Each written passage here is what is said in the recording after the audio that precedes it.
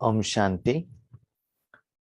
आज के वरदान, बाप दादा के वरदान अपने बच्चों के प्रति। डेट 15 मार्च 2023। वरदान है, तीर्थ स्थान की स्मृति द्वारा सर्व पापों से मुक्त होने वाले पुण्य आत्मा भव। तीर्थ स्थान की स्मृति द्वारा सर्व पापों से मुक्त होने वाले पुण्य आत्मा भव। हर आत्मा यही चाहता है कि मैं पुण्य आत्मा बनूं। उसके लिए पुण्य का खाता जमा करना पड़ेगा या पुण्य का कर्म करना पड़ेगा। उसके लिए पापों का खाता क्लियर करना पड़ेगा। इसलिए भक्ति मार्ग में क्या करते हैं, लोग तीर्थ यात्रा पर जाते हैं। जहां भी आप लोग जाते हैं, जहां भी टेम्पल रहता है, उसके नजदीक में कोई नैया रहता है या पानी का एक जगह रहता है, लोग वहां जाते हैं। कोई नहाते हैं, कोई हाथ पांव क्लीन करते हैं, कोई डुबकी लगाते हैं। स्पेशली गंगा नैया के पास जाते हैं और गंगा नैया में डुबकी लगाते हैं। माना सारे शरीर को, जो वहां पानी है, पौंड है पानी का या नैया बह रही है, उसके अंदर शरीर को लेकर जाते हैं। माना सारा उनका जो शरीर का शरीर रूपी साधन है ना, पानी के अंदर लेकर जाते हैं। और भी ऐसे भी मान्यता है, कोई 50 बार, कोई 100 बार ऐसे डुबकी लगाने से उनने किया हुआ जन्म जन्मांतर का विकर्म विनाश हो जाएगा। और अभी तक उन्होंने जो भी विकर्म किया है वो सभी क्लीन हो जाएगा और वो पुण्यात्मा बन गया और नया अकाउंट स्टार्ट कर सकते हैं। तो साल में एक बार, 2-3 साल में एक बार जाकर क्या करते हैं, ऐसे करते हैं। तो भगवान कहते हैं, बच्चे ये लोग सभी तन के रूप में वो लोग कर रहे हैं, लेकिन भक्ति मार्ग में ये रिवाज क्यों आया? आप सभी जानते हो, भक्ति मार्ग में स्पेशली हिंदू धर्म में जो भी भगवान के साथ भगत लोग जो भी कर्म करते हैं भगवान के प्रति, वो सभी संगम युग का ही यादगार है। तो विकर्म विनाश कराने के लिए लोग अपने शरीर को लेकर जाके तीर्थ क्षेत्र पर जाकर पानी में ही डुबा देते हैं। यही रिवाज है। क्यों? क्योंकि अपने को शरीर समझ लिया है और वो लोग समझते हैं विकर्म शरीर ने किया है, तो शरीर को क्या करना है, ट्रीटमेंट देना है। इसलिए पानी तो सभी जगह पर रहता है, लेकिन सभी जगह पर नहाने से, डुबकी लगाने से विकर्म विनाश नहीं होता है। जहां भगवान का मंदिर हो, उसके नजदीक में वो पानी का जगह हो, वहां डुबकी लगाने से आपको विकर्म विनाश होगा। ये तो प्रथा चलकर आया है, लेकिन सीक्रेट क्या है? संडे का मुरली क्या है? बाबा ने कहा, बाबा में समा जाओ फ्रेंड के रूप में। तो जितना आप आत्मा रूप में रहकर परमात्मा में समा जाते हो, परमात्मा के अंदर में रहते हो, जितना ज्यादा समय रहते हो, वही स्मृति में रहते हो, उसके आधार पर पाप विनाश होगा। याद रखिएगा, एक लोहा है, जंग लगा है, उसको आग के नजदीक में रखने से वो जंग निकल कर नहीं जाएगा, बाजू में रखने से नहीं जाएगा। जितना आग के अंदर रखेंगे और उस लोहे को सराउंडिंग में आग रहेगा और ज्यादा समय वो आग के साथ में रहेगा, सिर्फ आग के साथ में रहेगा, तब आग में जो गुण है वो लोहे में आ जाएगा और उसका जंग निकल जाएगा। ऐसी ही आत्मा जितना परमात्मा के अंदर अपने मन बुद्धि को लेकर जाती है और ऐसे समझ लेती है कि मैं अभी कहाँ हूं, बाबा के अंदर में हूं। हम लौकिक में भी सोचते हैं ना, मैं अभी कहाँ हूं, बिजनेस प्लेस में हूं, मैं कहाँ हूं, बैंक में हूं, मैं कहाँ हूं, घर में हूं, घर में भी कहाँ हूं, किचन में हूं। तो अपने मन को ऐसे सेट करते हैं ना, मैं कहाँ हूं, मैं कहाँ हूं, इसका मतलब क्या है, मेरा शरीर कहाँ है। शरीर जिस जगह पर है उस स्मृति में हम आ जाते हैं। ऐसे ही बाबा कहते हैं शरीर भी एक साधन है ना, तो शरीर जहां है मैं वहां हूं, वो डेफिनेशन आप दे देते हो ना।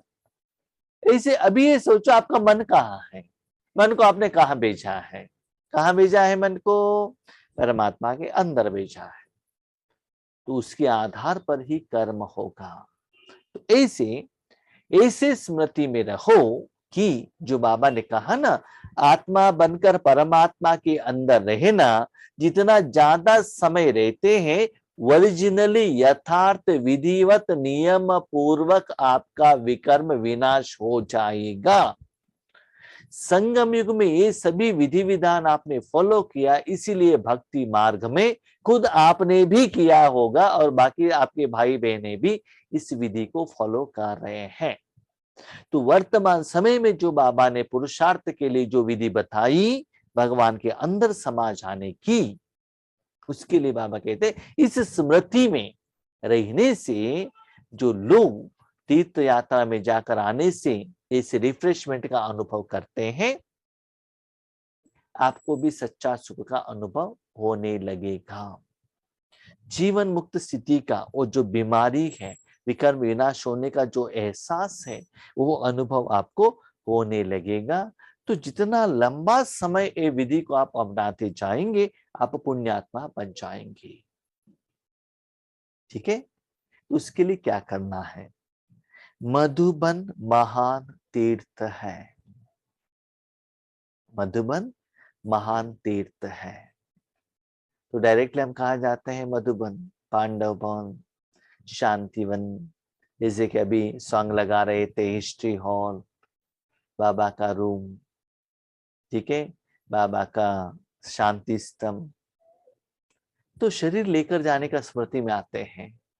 तो ओरिजिनली बाबा का मधुबन क्या है, मधुबन में क्या रहता है, मधु, मधुमक्खी रहती है वहां। तो क्या करती है, मधुमक्खी घर से बाहर जाने के बाद सभी फूलों की तरफ जाती है, जहां भी फ्रूट्स है वहां जाती है, वहां बैठकर वहां के सार को खींच लेती है और वो सारे सार को अपने घर में लेकर आके रख लेती है। उसको हम कहते हैं हनी। और हम लोग क्या करते हैं, वहां जाकर उस हनी को लेकर आते, उसमें इतना एनर्जी रहता है। तो ऐसे ही बाबा कहता है बच्चे, मैं सारे ज्ञान का सार, सारे वेद शास्त्रों का सार और सच्चे सुख का अनुभव मैं आपको देता हूं। तो यहाँ मधुमक्खी है बाप दादा, वो मधुमक्खी के ग्रुप में भी एक क्वीन रहते हैं, इसे सुना है हम लोगों ने, मैंने सुना है। तो हमारा भी क्वीन कौन है, बाप दादा। तो मधुबन माना आप आत्मा, मधु जहां रस है, परमात्मा का रस है, वहां अपने मन को लेकर जाओ, उस रस को अनुभव करो निराकार राजयोग के रूप में।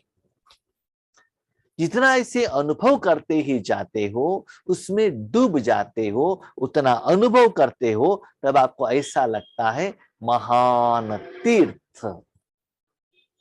कोई कोई कहते हैं ना, महान तीर्थ में जाना है तो कोई जो आप में कमियां है वो छोड़कर आना पड़ता है। एक बार एक गांव में एक परिवार थे, बहुत गरीब थे, वो स्कूल का टीचर थे, उनके बच्चे बड़े हो गए, अच्छे अच्छे पोस्ट पर चले गए, वो प्रॉम्प्ट टीचर थे, एक दिन भी छुट्टी नहीं डालते थे। तो रिटायरमेंट हो गया। उसके बाद बच्चों ने कहा कि पिताजी आप एक बार काशी तीर्थ यात्रा जाकर आइएगा और अपने मम्मी को लेकर जाइएगा, ठीक है। तो पिताजी तो रेडी हो गए। अभी मम्मी को कहा आप जाकर आ जाइएगा, तो मम्मी मना कर रही है। कितनी बार कहा, जब पिताजी थे उन्होंने आपको तो कुछ सुख दिया नहीं, अभी तो फाइनेंशियल प्रॉब्लम है नहीं, हम सारे इंतजाम करेंगे, आप जाकर आइएगा। लेकिन मम्मी मना कर रही है, माँ मना कर रही है। तो बेटे ने पूछा क्यों मना करे, कारण क्या है, कारण तो बताओ। तो वो माँ अपने बेटे को कहती है, देखिए ऐसे मान्यता है, काशी में जो भी जाते हैं ना, वहां जो जाते हैं उनका जो बहुत प्यारे चीजों को वहां क्या करना पड़ता है, त्याग करके आना पड़ता है, छोड़कर आना पड़ता है। आपके पिताजी को है ना मेरे ऊपर बहुत प्यार है, सपोज उन्होंने काशी में मुझे त्याग करके आ गया तो मुझे कहाँ जाना है, इसीलिए मैं जाने के लिए मना कर रही हूं। इसलिए बाबा कहते हैं जितना आप बाबा के अंदर में चले जाते हैं, आपको ऐसा लगता है आप में जो मन का बीमारी है, जन्म जन्मों का विकार है, वो विनाश हो रहा है। यस, स्थूल मधुबन में जाने से थोड़ा कुछ एहसास होता है, याद रखिएगा। स्थूल मधुबन में पांडव भवन ज्ञान सरोवर शांति क्या है, क्या कहते हैं उसको, डायमंड हॉल, शांति वन में जाने के बाद भी अपने मन को परमधाम में आप लेकर नहीं जाएंगे, आपको योग का अनुभूति नहीं होगा। सिर्फ शरीर को लेकर जाके शांति स्तंभ के आगे खड़े करेंगे, बाबा का जो कमरा है वहां बिठाएंगे, तो महान तीर्थ स्थान का अनुभव नहीं होगा। तो बाबा कहते सच्चा मधुबन क्या है, जहां आपको एहसास हो कि मधु का आप अनुभव कर रहे हो, तो मधुबन सबसे महान तीर्थ है। भक्ति मार्ग में मानते हैं कि तीर्थ स्थान पर जाने से पाप खत्म हो जाते हैं। आप आत्मा के रूप में जो भी रिवाज विधि विधान फॉलो कर रहे हो, वही लोग तन के रूप में फॉलो कर रहे हैं। इसीलिए आपको क्या करना है, मन के रूप में, आत्मा के रूप में सच्चा जो तीर्थ स्थान है जहां विकर्म विनाश होता है, वहां बिना पैसे खर्चा किए हुए, बिना टिकट न काटते हुए आराम से जाकर अपने विकर्मों का विनाश करके आ सकते हैं। माना बाबा ने क्या कहा संडे में, या कल मैंने जो कहा था कि ज्ञान सूर्य के रूप में सारे विश्व को प्रकाश दो, ये क्या है, इसी विधि को भक्ति मार्ग में लोग तीर्थ स्थान में जाकर डुबकी लगाकर आते हैं। ऐसे ही भगवान है ज्ञान का सागर, उसके अंदर में आपको क्या करना है, जाकर सिर्फ डुबकी लगा के नहीं आना है, ज्यादा समय वहां ही रहना है। तो इसके यादगार में ही वो लोग ऐसे विधि विधान को अपनाते हैं। लेकिन इसका प्रैक्टिकल अनुभव तुम बच्चे अभी करते हो कि इस महान तीर्थ स्थान पर आने से पुण्य आत्मा बन जाते हो। महान तीर्थ स्थान माना भगवान बहुत बुद्धिमान है। यहां बाबा ने एक्सप्लेनेशन दिया है, एक आप स्थूल मधुबन के बारे में भी सोच सकते हो, एक निराकार मधुबन के बारे में भी सोच सकते हो। निराकार माना परम धाम, स्थूल माना पांडव भवन शांतिवन, आपका सोच के अनुसार, चिंतन के अनुसार, लेकिन अनुभव निराकार में ही होगा। भगवान जो भी कहते हैं आत्मा के लिए कहते हैं, आत्मा निराकार, मधुबन निराकार, अनुभव निराकार, परम धाम निराकार, विकर्म जो बना है वो निराकार, और अनुभव जो होता है, विकर्म विनाश होने का एहसास होता है, वो भी निराकार है। यस, मधुबन में आप जाते हो तो अनुभव होता है, लेकिन सभी लोग सदा वहां जाकर नहीं रह सकते हैं ना। बहुत सारे माताओं का बंधन रहता है, पैसा नहीं रहता है, 10 साल में एक बार जाना पड़ता है। लेकिन हमने इतना सालों से इतना विकर्म किया है ना, तो उस विकर्म को विनाश कैसे करें। तो घर में रहते हुए मन रूपी साधन को लेकर जाओ।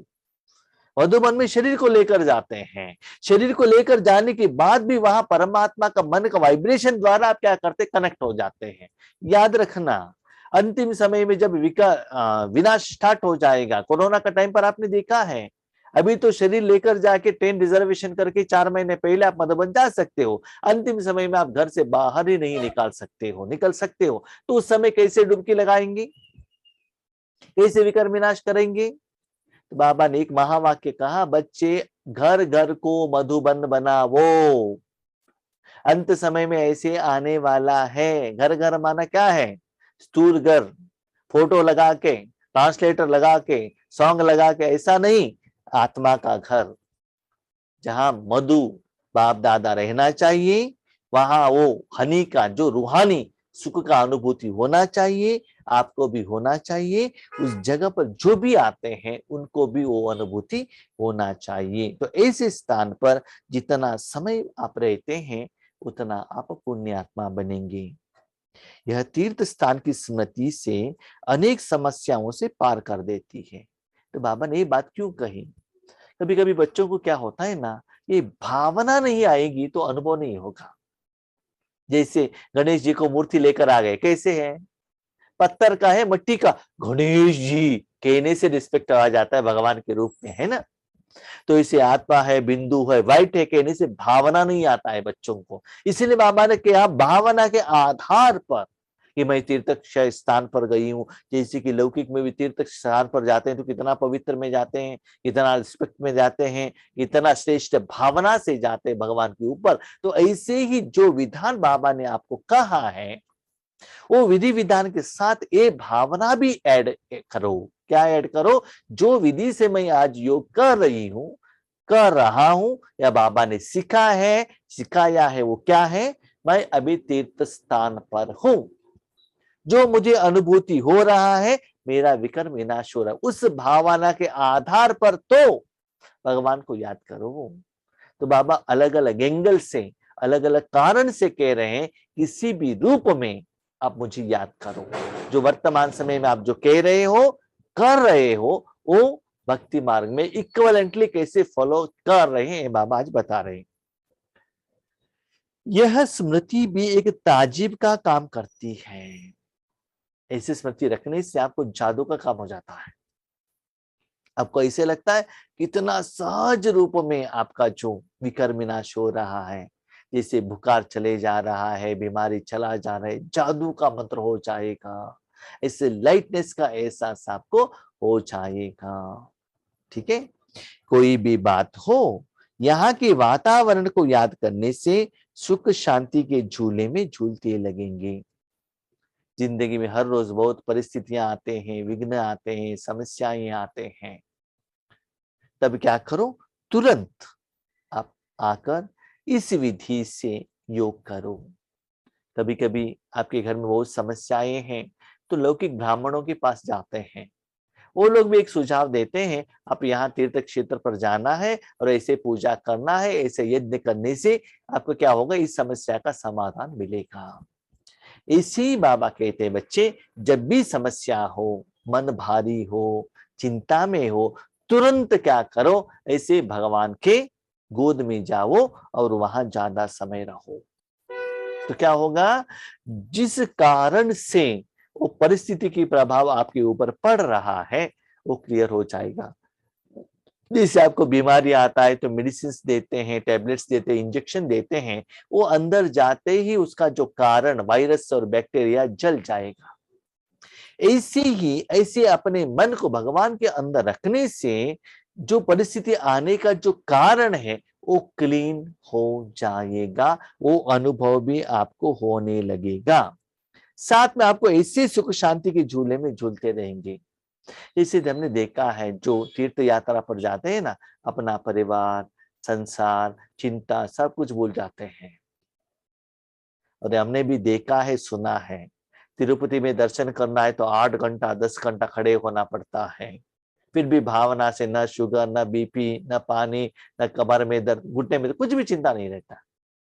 उससे भी इंपॉर्टेंट, केदारनाथ में जाते हैं, इतना ठंडी है फिर भी पेश करते हैं, क्यों? भगवान भगवान भगवान, भगवान के दर्शन के लिए जा रहे हैं। और आज आपके पास तो सच्चे भगवान है, उनको तो इतना मुश्किलात उठाना पड़ रहा है। बच्चे ये करके तो देख लो ना, तब आपको जिंदगी में कितना डिफरेंस आएगा आपको पता चलेगा। तो इस धरनी पर आना भी बहुत बड़ा भाग्य है। इस धरनी पर स्थूल रूप में मधुबन में जाओ, सबसे इंपॉर्टेंट मन रूप से परमधाम में जाओ, परमात्मा के गोद में जाओ। वन, मधुबन माना क्या है? वहां वैरायटी फूल है, वैरायटी फ्रूट्स हैं, क्योंकि हमारा जिंदगी कैसे हो गया था, एक जंगल बन गया था। कोई मेंटेनेंस नहीं, कोई बहुत अच्छा फूल नहीं, इतना जो वैरायटी वहां एनिमल्स थे। किसी को जंगल के अंदर जाना अच्छा लगता है क्या? भय लगने लगता है। इसलिए आपके पास कितना गुस्सा था, कितना विकार था, कितना रावण था, माया था, कितना चिंता था, कितना दुख दर्द का एहसास होता था। और आपकी जिंदगी का कांटेक्ट भगवान ने ले लिया और स्लोली अग्नि द्वारा उसको क्या कर दिया, पहले जला दिया। उसके बाद ऐसे अच्छे अच्छे अच्छे सीड डाल दिया और योग का पानी डाल दिया, बहुत अच्छा अच्छा फर्टिलाइजर ग्रोथ प्रमोटर डाल दिया। उसके बाद सुंदर वन बनता है। याद रखना, जब तक अपने जिंदगी रूपी अपने संसार को, अपने परिवार को, अपने प्रकृति को, अपने जिंदगी को भगवान के हाथ में नहीं देंगे, जब तक वहां मधुबन नहीं बनेगा, तब तक आपके पास कोई फ्रूट खाने के लिए, फूल की शो देखने के लिए कोई नहीं आएंगे। आप कहते हैं हम सेवा करने का मन है, लेकिन भाई जी हमारे पास कोई नहीं आते। क्यों? जंगल में भले कोई कौन आएगा, उसके बदले आप वहां गार्डन बनाओ, तब देखो कितना लोग आते हैं। लवर्स आते हैं, घूमने के लिए आते हैं, वॉकिंग करने के लिए आते हैं, फोटो निकालने के लिए आते हैं, सेल्फी निकालने के लिए आते हैं, शूटिंग करने के लिए आते, कितना लोग आते हैं देखो। क्यों? क्योंकि वहां का जो वातावरण इतना शोभनीय, कितना सुंदर दिखता है, लोगों को अट्रैक्ट हो जाता है। ऐसे ही अपने मन को ऐसे माली के हाथ में, इसी व्यक्ति के हाथ में दिन में दे दो और उसको मेंटेन करने का एक चांस दे दो, समय दे दो, तब देखो कितना सुंदर, अब कहते हैं मुगल गार्डन, भगवान का गार्डन बन जाएगा। तब वैरायटी ज्ञान का नया नया पौधे वहां लगाया जाएगा। लोग उसको देख देख कर ढूंढ कर आपके पास आने लगेंगे। सुबह और शाम इतना लोग आने लगेंगे। ठीक है? तो निराकार रूप में बिना खर्चे किया हुआ बच्चे ये सभी करना। तो बाबा देखो, भगवान की याद के बारे में कहने के लिए क्या क्या एग्जाम्पल बाबा को देना पड़ता है। तीर्थ स्थान का एग्जाम्पल देना पड़ता है, जंगल का एग्जाम्पल देना पड़ता है, और गार्डन के बारे में बताना। कितना एंगल से बाबा ऐसे हो सकता है, ऐसे हो सकता है, ऐसे भी हो सकता है। लेकिन याद रखना, हम गलती क्या करते हैं मालूम है? बाबा निराकार के साथ कनेक्शन करने के लिए इसे भी कहते हैं, हम साकार को पकड़ लेते हैं। साकार को माना मधुबन, माना साकार, गार्डन माना साकार। लेकिन निराकार के बारे में कहने के लिए भगवान साकार का एग्जाम्पल दे रहे हैं। सिर्फ वो कंपैरिजन है। ऐसे कि अपने बच्चों को कहा, मेरा बच्चा है ना, आप तो डायमंड हो, आप गोल्ड हो। वो बच्चा 10 किलो है, 10 किलो का डायमंड होगा तो आप पैसे कमाने के लिए क्यों जाते थे? वैसे तो वर्णन करने के लिए कहते हो ना, डायमंड और गोल्ड हो। इसी बाबा कहते हैं आप महाराजा हो, महाराजा बने नहीं हैं, इसी साधना करेंगे तो महाराजा बन जाएंगे। तो ऐसे बाबा कहते हैं इस धरनी पर आना भी बहुत बड़ा भाग्य है। इस धरनी पर अपने मन से परम धाम में जाना, मधुबन में जाना, वहां बहुत सुंदर अलौकिक परिवार है, उसको मेंटेन करने वाला बाप दादा है। वो है सुंदर वायुमंडल और वातावरण। और वहां देखते हुए अपने घर को भी वैसे बनाओ, तब लोग आपके पास आने लगेंगे। स्लोगन, रमता योगी बनना है तो नॉलेज और अनुभव की डबल अथॉरिटी वाली बनो। माना योग आपको ऐसे मुश्किल नहीं लगना चाहिए, बाय फोर्स नहीं रहना चाहिए, एंजॉयमेंट होना चाहिए। उसके लिए क्या करना है? हमारे पास बहुत नॉलेज है, ज्ञान है, क्यों? लोगों को बताने के लिए। यूट्यूब में इतना नॉलेज है, इतना सुनते हैं, बुक्स से बहुत कुछ है, लेकिन कमी कहाँ है? नॉलेज को अपने जिंदगी में धारणा करते हुए उसका जो फल अनुभव है, उसमें बहुत बहुत बहुत डिफरेंस है, वो कमी है। नॉलेज सुनते हैं, नॉलेज को देखते हैं और दूसरे को सुनाते हैं, लेकिन जब तक आप में अनुभव नहीं होगा, वो अनुभव आगे वाले में ट्रांसफर नहीं होगा, उनको भी जब अनुभव नहीं होगा, वो लोग आपके बातों को मानेंगे नहीं। अब शांति शांति का भाषण करो, स्टेज से नीचे उतरते गुस्सा करो, तो लोग आपका भाषण क्यों सुनेंगे बताइए क्या? उसके बदले आप अपने घर में तो लोग पूछते हैं, टेंशन फॉर्मूला कहां से है? 6 महीने पहले आपके घर में बार बार झगड़ा होता था, साउंड हमारे घर में सुनाई देता था, अभी साउंड ही सुनाई नहीं दे रहा है। क्यों? याद रखिएगा, आपका जो प्रैक्टिकल रिजल्ट्स उनके ऊपर बहुत अच्छा असर करेगा, न कि आपकी बातें। इसलिए बाबा कहते हैं नॉलेज के आधार पर अनुभव। हर रोज जो बाबा मुरली कहते हैं उसके आधार पर अनुभव, नॉलेज और अनुभव दोनों डबल अथॉरिटी। इसलिए बाबा कहते हैं आगे बढ़ते बढ़ते बच्चे नॉलेज मत कहना, अनुभव का अथॉरिटी बनना और लोगों को अपना अनुभव सुनाना। क्यों जानते हो, अनुभव सुनाने के लिए याद करने का जरूरत नहीं रहता है, कुछ सोचने का जरूरत नहीं रहता है, कुछ याद रखने का जरूरत नहीं, क्योंकि ऑलरेडी आपकी जिंदगी में हुआ है, प्रैक्टिकली हुआ है, एज इट इज जो वो आप बता रहे, कुछ सोचकर, चिंतन करके, मनन करके, विचार सागर मंथन करके, याद रखकर, पढ़कर, लिखकर बताने का जरूरत नहीं है। क्यों, आपकी जिंदगी में वो अनुभव हुआ है प्रैक्टिकली, वो बताने के लिए आपके पास कॉन्फिडेंस रहेगा। यस, मेरे पास ये अनुभव हुआ है, भले आप उसको एक्सेप्ट करो या ना करो, वो आपके ऊपर मैं छोड़ देती हूँ, लेकिन मेरे साथ मेरी जिंदगी में ऐसे हुआ है, जो हुआ है मैं आपको कह रहा हूं या कह रही हूं, उसको मानना या ना मानना वो आपके ऊपर है, उसके बारे में हम सोचेंगे नहीं। इसलिए बाबा कहते हैं इस सब्जेक्ट में इन्होंने ऐसे कहा, उन्होंने ऐसे कहा नहीं, आपकी जिंदगी में, अलौकिक जिंदगी में और पुरुषार्थ की जिंदगी में, साधना सेवा की जिंदगी में क्या हुआ वो बताइए। लोग अनुभव सुनना चाहते हैं, पंडित नहीं। बहुत सारे पंडित हैं, बहुत सारे साधु सन्यासी हैं, बाबा कहते हैं एग्जाम्पल देखना चाहते हैं, राइट? तो आप एग्जाम्पल बनो। अच्छा, ओम शांति।